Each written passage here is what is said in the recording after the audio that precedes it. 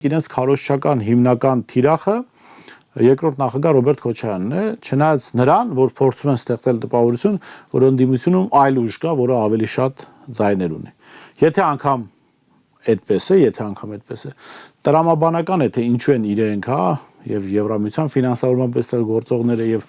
Ամերիկայի ֆինանսավորման պես գործողները թիրախավորում հիմնականում Ռոբերտ Քոչարյանին, որովհետեւ այդտեղ կա պարզ մի բացատրություն։ Իրենք հասկանում են, որ քաղաքական այս process-ները, այս փակ շղթան կարող է կոտրել կամ կտրել միայն Ռոբերտ Քոչարյանը։ Ուստի պիտի թույլ չտան դա։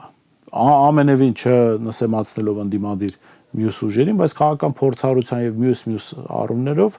այդ խնդիրը կարող է լուծել Ռոբերտ Քոչարյանը։ Դրա համար բոլորին կապում են իրար, բոլորին կապում են